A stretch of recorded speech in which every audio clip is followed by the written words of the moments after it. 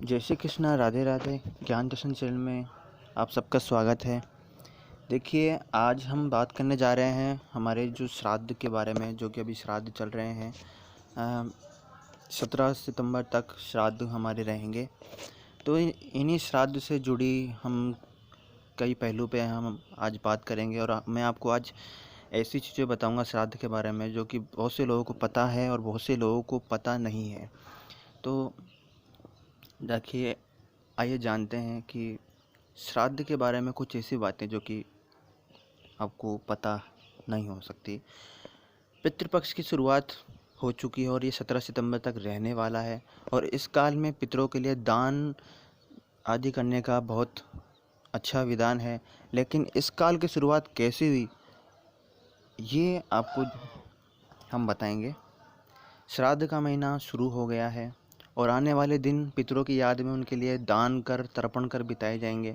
और ये ऐसा समय है कि जब हम अपने पूर्वजों को याद कर सकते हैं और उनकी आत्मा की तृप्ति के लिए साल के इन कुछ दिनों में विशेष पूजा का आयोजन किया जा सकता है। ऐसी मान्यता है कि जो परिजन अपनी देह त्याग कर चले जाते हैं और उनकी आत्मा की तृप्ति के लिए किए जाने वाला तर्पण श्राद्ध कहलाता है, और ये सच्ची श्रद्धा किया जाना चाहिए। इसे जब आप तर्पण करते हैं तो इसे बिल्कुल सच्ची श्रद्धा से हमको करना चाहिए। और ये भी मान्यता है कि मृत्यु के देव यमराज श्राद्ध के पक्ष में जीव को मुक्त कर देते हैं ताकि वो परिजनों के यहाँ जाकर तर्पण को ग्रहण कर सके। तो आइए जानते हैं कि ये पितृ किसे कहते हैं, कौन कहलाते हैं पितृ। परिवार में जिस किसी भी की भी मृत्यु हो जाती है, चाहे वो बुजुर्ग हो, चाहे वो विवाहित हो, चाहे वो अविवाहित हो, चाहे वो बच्चा हो या बड़ा हो, किसी भी उम्र का हो, मृत्यु को प्राप्त हो जाए तो वे पितृ ही कहलाते हैं। और शास्त्र के अनुसार पितरों को प्रसन्न करने से घर में भी सुख शांति आती है। पितृ में सभी लोगों को पूर्वजों का स्मरण कर उनके लिए तर्पण करना चाहिए। यदि आप उनकी मृत्यु तिथि नहीं जानते हैं, देखिए, इसमें एक चीज़ और है, कई लोगों को ये भी पता नहीं होता है कि उनके पितृ उन्होंने कब देह त्यागी थी, मतलब उनकी तिथि क्या थी। तिथि में वो कंफ्यूज होते हैं या फिर उनको पता नहीं होता है। तो इसका भी एक सॉल्यूशन है। इसका सॉल्यूशन ये है कि जब श्राद्ध के पक्ष में जो जो अमावस्या आती है उसे हम सर्वपितृ अमावस्या कहते हैं, उस दिन हम उनको तर्पण कर सकते हैं। अगर आप तिथि भूल गए हैं तो आप उस दिन उनको तर्पण कर सकते हैं। और श्राद्ध से जुड़ी एक कथा भी है, पौराणिक कथा है। श्राद्ध कैसे स्टार्ट हुए थे इसके बारे में एक कथा है। और मैं आप श्राद्ध के पीछे की मान्यता ये है कि आखिर इसे कैसे शुरू किया गया, क्योंकि पितरों को संतुष्ट करना जरूरी माना गया है। क्यों माना गया है पितरों को संतुष्ट करना? दरअसल इसके पीछे कहानी ये है कि महाभारत के युद्ध में दानवीर कर्ण का निधन हो गया और उनकी आत्मा स्वर्ग पहुंच गई।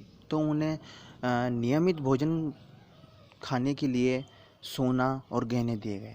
इस बात से निराश होकर कर्ण की आत्मा ने इंद्रदेव से इसका कारण पूछा, और इंद्र ने कर्ण को बताया कि आपने अपने पूरे जीवन में सोने के आभूषणों को दूसरों को दान किया है, लेकिन कभी भी अपने पूर्वजों को भोजन का दान नहीं किया। तब कर्ण ने उत्तर दिया कि वो अपने पूर्वजों के बारे में जानता ही नहीं है। और उसे सुनने के बाद भगवान इंद्र ने उसे 15 दिनों की अवधि के लिए पृथ्वी पर वापस जाने की अनुमति दी, ताकि वो अपने पूर्वजों को भोजन दान कर सके। इन्हीं 15 दिनों की अवधि को पितृपक्ष के रूप में कहा जाता है। इसलिए ये श्राद्ध पक्ष, ये पितृपक्ष की स्थापना, ये शुरुआत हुई, यही इसके पीछे रहस्य है। और हमें ऐसी क्या चीज़ें हैं जो कि हमें श्राद्ध में, मतलब पितृपक्ष में नहीं करनी चाहिए, क्या हमें गलतियां नहीं करनी चाहिए। पितृपक्ष में तर्पण और श्राद्ध का कार्य विधि विधान के साथ करना चाहिए। पितृपक्ष के दौरान दरवाजे पर आए किसी भी शख्स का अनादर हमें नहीं करना चाहिए। व्यक्ति ही नहीं, किसी भी जानवर को भूखा न भेजे। और ये भी मान्यता है कि हमारे जो पूर्वज है वो किसी भी रूप में हमारे सामने आ सकते हैं। तो पितृपक्ष में कोई भी नया सामान नहीं खरीदना चाहिए। खास बात ये भी ध्यान रखें कि पितृपक्ष में तर्पण करने वाले आदमी को अपने दाढ़ी और बाल नहीं बनवाने चाहिए। पितरों को लोहे के पात्र में जल न दे। ऐसा करने से आपके पितर नाराज हो सकते हैं। तो पीतल, फूल या तांबे के बर्तन में उन्हें जल दें। पितृपक्ष के दौरान मांस और मदिरा का सेवन भी हमें नहीं करना चाहिए। देखिए, ये थी पितृपक्ष में ध्यान रखने वाली बातें। देखिए, ऐसा कहा जाता है कि हमें देवताओं को प्रसन्न करने से पहले हमारे मनुष्य को यानी अपने पितरों को प्रसन्न करना बहुत ज़रूरी होता है। और हिंदू धर्म में मृत्यु के बाद श्राद्ध करना बहुत ज़रूरी माना जाता है। मान्यतानुसार यदि किसी मनुष्य का विधि पूर्वक श्राद्ध या तर्पण अगर हम नहीं करते हैं तो इस लोक से उन्हें मुक्ति नहीं मिलती है और वह भूत के रूप में इस संसार में ही रह जाता है। यही वजह है कि हमें उनका श्राद्ध अथवा तर्पण करना होता है। पितरों की शांति के लिए हर वर्ष भाद्रपद शुक्ल पूर्णिमा से अश्विन कृष्ण अमावस्या तक के काल को हम पितृपक्ष यानी श्राद्ध पक्ष कहते हैं। और इस दौरान कुछ समय के लिए यमराज अपने पितरों को आज़ाद कर देते हैं। ये मैंने आपको बताया था। और देखिए, श्राद्ध देना जरूरी क्यों माना जाता है? क्योंकि अगर पितृ रुष्ट हो जाते हैं तो मनुष्य को जीवन में बहुत सी समस्याओं का सामना करना होता है और पितरों के अशांति के कारण धन हानि, संतान पक्ष से समस्याओं का भी सामना करना पड़ता है। तो संतानहीनता के मामलों में ज्योतिषी पितृदोष को अवश्य देखते हैं। ऐसे लोगों को पितृपक्ष के दौरान श्राद्ध अवश्य करना चाहिए। और अब एक क्वेश्चन ये भी है कि श्राद्ध में क्या क्या दिया जाना चाहिए। तो श्राद्ध में हमें तिल, चावल, जौ आदि का बहुत अधिक महत्व होता है। और साथ ही पुराणों में इस बात का भी जिक्र है कि श्राद्ध का अधिकार केवल योग्य ब्राह्मणों को है। तो श्राद्ध में तिल और कुशवा का सर्वाधिक महत्व होता है। श्राद्ध में पितरों को अर्पित किए जाने वाले भोज्य पदार्थ को पिंडी के रूप में अर्पित करना चाहिए। श्राद्ध का अधिकार पुत्र, भाई, पौत्र, प्रपौत्र समेत महिलाओं को भी होता है। एक और महत्वपूर्ण बात कि हमें कोए को देखिए, जो कौवा होता है इसका बहुत महत्व होता है श्राद्ध में और इन्हें हम पितरों के रूप में माना जाता है। मान्यता है कि श्राद्ध ग्रहण करने के लिए हमारे पितर कोए का रूप धारण कर नियत तिथि पर दोपहर के समय हमारे घर पर आते हैं और अगर उन्हें श्राद्ध नहीं मिलता तो वे रुष्ट हो जाते हैं और इस कारण श्राद्ध का प्रथम अंश कौवों को दिया जाना चाहिए।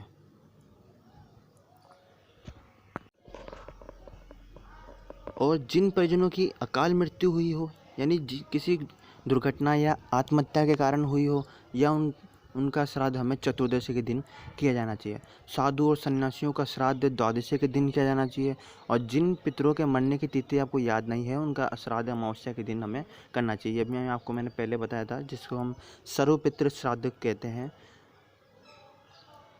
इस दिन हमें ब्राह्मण या किसी गरीब ज़रूरतमंद को भोजन करवाने के पश्चात सामर्थ्य अनुसार उन्हें दान दक्षिणा भी हमें करनी चाहिए। और संध्या के समय अपनी क्षमता के अनुसार 2, 5 या 16 दीपक अवश्य प्रज्वलित करनी चाहिए।